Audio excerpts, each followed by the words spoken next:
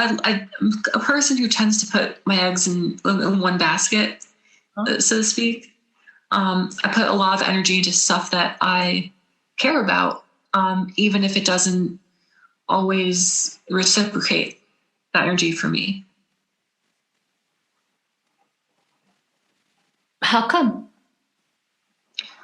I tend to be, I guess, an optimist in things, and try to see how things can work out, and try to connect, the puzzle pieces, and With your mind or your body? with my mind. And this is more for relationship dating type of things. In particular, if I like somebody, I tend to really I fall hard for them, and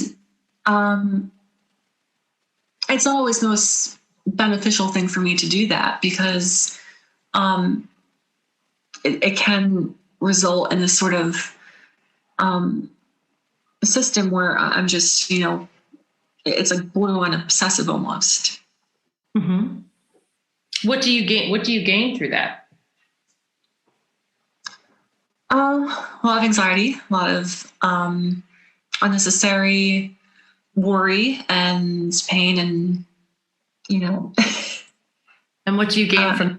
What do you not have to do if you're preoccupied with anxiety or worry or pain? What do I not have to do? Mm-hmm. It's very time consuming. It is.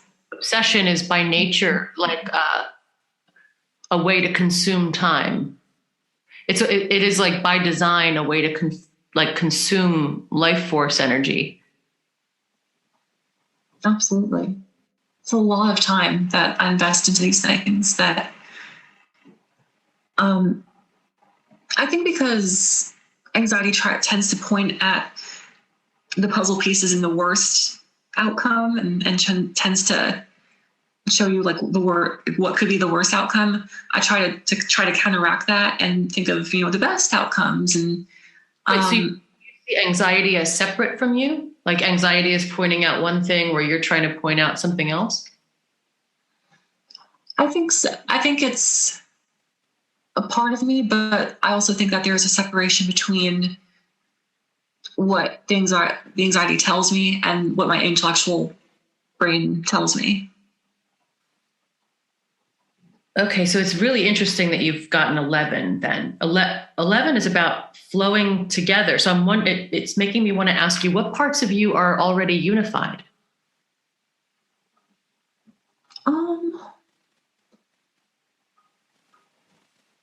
I don't know. I think that intellectual side of me is pretty unified in my way of it's hard because I do separate the anxiety, even though it is a part of me. It doesn't show me the truth in things. So I guess where I feel unified is in when I'm in that state of knowing and just having that knowledge on something, like for certain, if that makes sense. Can you say that another way? I'm trying to think in what ways I do feel unified with my family. I have a very good family. The friend that I do have is very,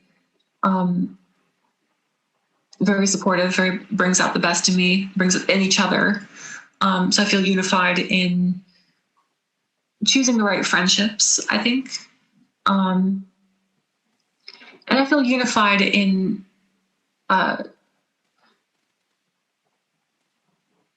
when I know something for a fact. When I know that, I guess a silly example is that same, my friend is going hiking, and my anxiety is like, they slipped and fell off a cliff. And it will keep telling me that because, they're in a very mountainous region and accidents do happen. However, when they get back and they're like, oh, it's such an amazing trip, that fact that they're okay, and that, that anxious side is basically like has no credibility anymore. I feel unified in knowing that that wasn't true and that I have power over that. How does that influence how you hear from within that surge of energy the next time? I think it allows me to differentiate what intuition feels like and what anxiety feels like. Because it's really interesting. Say more about that. Is that a differentiation that's happening in your mind or a differentiation that's happening in your body? In my body. Okay. Because that is something that I've been like trying to work on, really deciphering like those minute feelings and how they differ. And I guess it might be a little bit of both of mind and body because I do feel it all throughout my body, but it's my mind that kind of sends it down. Like, okay. And I think go ahead. Okay. Finish. Go ahead. Well, I think that how I would differ those two feelings is that one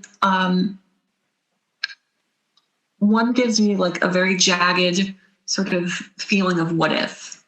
It's kind of this stabbing emotion. And intuition, it's blunt. It's blunt and it tells you what it is, and it's very all-encompassing, like mind and body. Just it's kind of tells you the business, and even if it's something you don't want to hear, you're kind of strangely okay with it. Mm-hmm. How? Why? What makes you strangely? I think because it allows me to process that grief or that anger, or whatever that might be feeling, and it lets me. I always say, knowledge is power. If I have knowledge of, okay, this is the fact, this is what's happening, then I have power over it to see, if I can do anything about it, or if I can't, and just, let it be.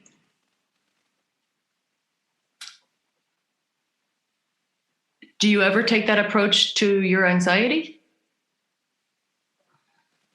It's something that I try to do. Sometimes those waves are kind of more like a tsunami, but I do think it's a good base to handle that anxiety, because it really does set things in perspective.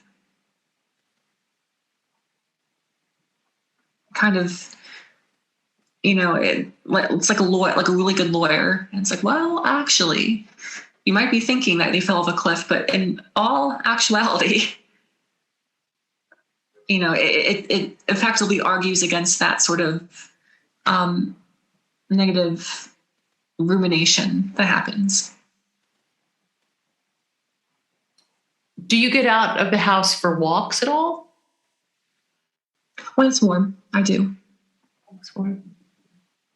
So this time of year, would you get out much? Like, how many times a week would you get out and get some fresh air? Not much. If it's somebody's birthday or somebody's I'm going to New York for something. I'd say maybe a couple times a month. Like 3 on average. That's like getting outdoors at all. Yes. Okay. That's like going from the house to the car. Okay. So do you connect that with your anxiety?